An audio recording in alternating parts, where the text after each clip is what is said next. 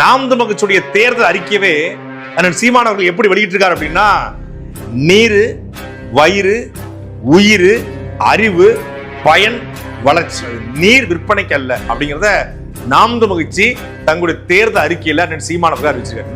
நீர் விற்பனைக்கு இல்ல, நீர் என் மக்களுக்கானது, மேலிருந்து பொழிகிற மழை நீர் விவசாயத்துக்கானது, நிலத்தடி நீர் மக்களுக்கானது. இதை தூய்மைப்படுத்தி தூய குடிநீராக அனைவருக்கும் 8 கோடி மக்களுக்கும் இலவசமா தண்ணி கொடுப்பேன், தண்ணியை காசு கொடுத்து யாருமே வாங்கக்கூடாது என்ற நிலையை உருவாக்க வேண்டும். அதே போல இந்த ஆற்று நீரை உறிஞ்சக்கூடிய அனைத்து தொழிற்சாலைகளும் பாரபட்சமின்றி இழுத்து மூடப்படும். அதே போல விவசாயத்திற்கு நீர்நிலைகளை உருவாக்குவோம். முன்னோர்கள் பேர்ல கரிகால் சோழன், ராஜராஜ சோழன், ராஜேந்திர சோழன் எங்க பேர்ல முன்னோர்கள் பேர்ல தமிழ்நாடு முழுக்க நீர்நிலைகள் உருவாக்கப்படும். புதிய ஏரிகள், புதிய குளங்கள், புதிய கம்மாய்கள், புதிய குட்டைகள், தமிழர்களுடைய நீர் மேலாண்மை வாட்டர் மேனேஜ்மெண்ட் அடிப்படையில ஆறு, ஏரி, தாங்கல், ஏந்தல், கம்மாய், கரணை, ஊரணி, குளம், குட்டை இந்த அடிப்படையில நீர் மேலாண்மை வகுக்கப்பட்டு புதிய ஏரிகளும் குளங்களும் உருவாக்கப்படும். ஏற்கனவே இருக்கக்கூடிய ஏரிகளும் குளங்களும் தூர்வாரப்படும் என்பதை நாம் தமிழர் கட்சி தங்களுடைய செயல்பாட்டு வரைவில் அறிவிச்சிருக்காங்க. அதே போல கழிவுநீருக்கு தனி வாய்க்கால், மழைநீருக்கு தனி வாய்க்கால். இங்க பிரச்சனையே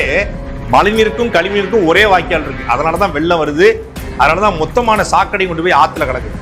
இந்த கழிவு நீரை சுத்திகரிக்கக்கூடிய சுத்திகரிப்பு ஆலைகள் வெள்ள நீர் நேராக ஆத்துல போய் கலந்து வாய்க்கால் வழியா கலந்து அது விவசாய தேவைகளுக்கும் நிரம்பி வழிஞ்சால் அது கடலுக்கும் திருப்பி அனுப்பப்படும். இது நாம் தமிழர் கட்சியுடைய செயல்பாட்டு வரை நீர் மேலாண்மையில மறுபடியும் ஒன்னே ஒண்ணுதான் இருக்கிற மான தமிழர்கள்ட்ட நான் சொல்லுவேன், விழுந்த திமுக எழுந்தது என்ற வரலாற்று பதிவு வரவே கூடாது.